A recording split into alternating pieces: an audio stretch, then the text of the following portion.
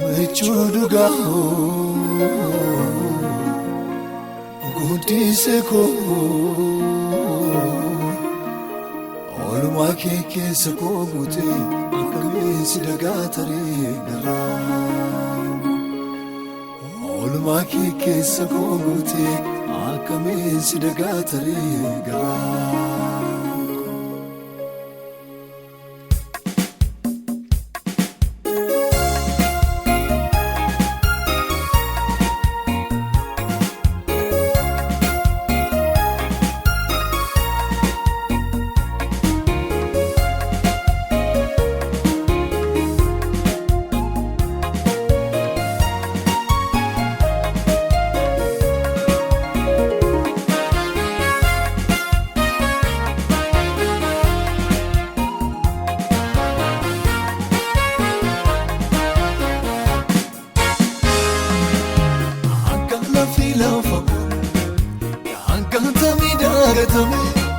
Senabdi saputata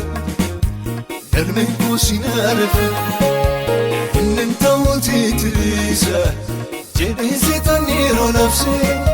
Sumiti refajisa Kanavati anafalme Kanavati anafalme Tukana lamite achifango Kesa navafti falmite Nanwarane harfindua Narracha lafte chapsite Olma kisi chakalesa Yaadate boye garanko Godani sisanara Gargarsi ke waqayoko Sinirramfatu garanko Sinirramfatu garanko Sinirramfatu garanko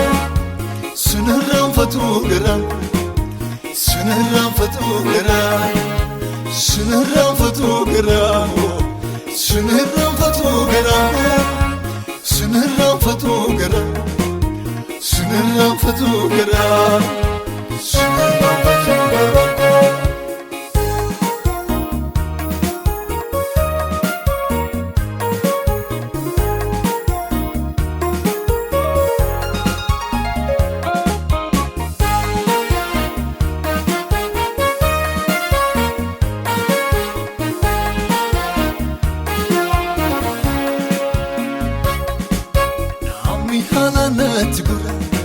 Halalina ragora Guya jabdu kot nakule Dadabi kot yarab Ofta mechuga farako Bermata guya rakina Guya mamtuna nibegnet Hiriye ko nafola Nafosite makona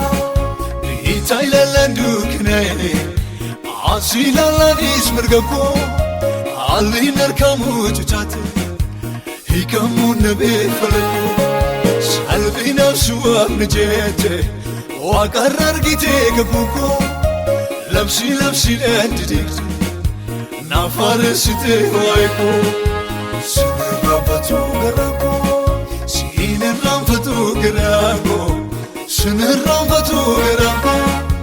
Sinirramfatu garanko Sinirramfatu garanko Sinirramfatu garanko Sinirramfatu garanko Sinirramfatu garanko Sinirramfatu garanko Sinirramfatu garanko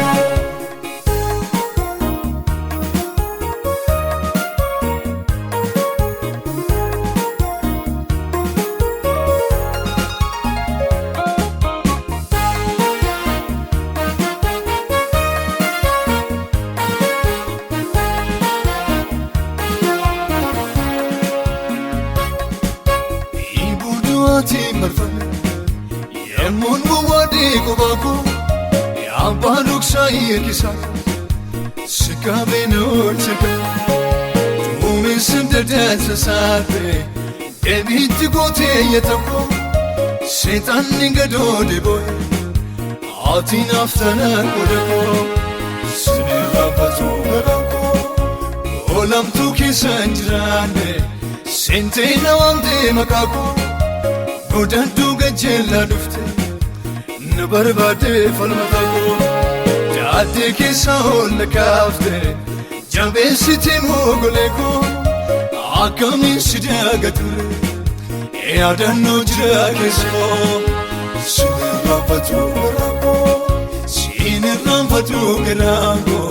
سنرفتو غراكو سنرفتو غراكو سنرفتو غراكو